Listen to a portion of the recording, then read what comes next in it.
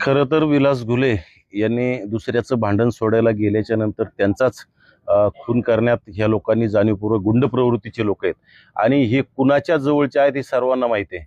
आणि आमची विशेष मागणी आज काय आहे? राजश्री शाहू महाराजांची जयंती सामाजिक न्यायाचा दिवस आहे. आम्ही सामाजिक न्यायाचा दिवस असल्यामुळं आम्हाला न्याय मिळावा अशी अपेक्षा करतो.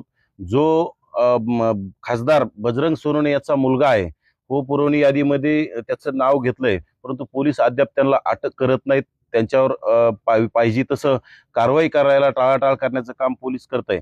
आणि कुठेतरी एसआयटीच्या नावाखाली कुठेतरी सगळं पांघरून घालण्याचा विषय होत असेल. यासाठी आम्ही अनेक वेळा बघितल्यात. डॉक्टर संपदा मुंडे प्रकरणात सुद्धा आम्ही एसआयटी बघितली, त्याच्यामध्ये आम्हाला काय झाले अद्याप कळालेलं नाही. जरांगेची सुद्धा एसआयटी लागली होती, त्याच्यामध्ये सुद्धा काहीच झालेलं नाही. अशा एसआयटी फक्त कुटुंबाला शांत ठेवायचं आणि एसआयटी लावली म्हणण्यासाठी हे चाललेला प्रकार आहे. आणि विशेषतः बजरंग सोनवणेचा मुलगा 100% त्याच्यात आहे. कारण बजरंग सोनवणे तात्काळ इकडं त्याचं नाव येणं आणि तो मुख्यमंत्र्याची जाणीवपूर्वक भेट घेतो. माजी राज्याच्या मुख्यमंत्री आणि ते स्वतः गृहमंत्री आहेत देवेंद्र फडणवीस यांना विनंती आहे की तुम्ही कुणालाही आरोपीला पाठीशी घालू नका. त्याचा बाप आला काय किंवा त्याचा आजा तुमच्याकडे येऊन पाय पडत असेल आणि तुमच्या राजकारणाच्या पोळी भाजण्याच्या पायी तुम्ही कुणालाही पाठीशी घालू नका. कारण इथं निष्पाप मुलाचा जीव गेलाय, त्याचं कुटुंब आहे, मुलं बाळ आहेत, त्यांनी कुणाकडे बघायचंय.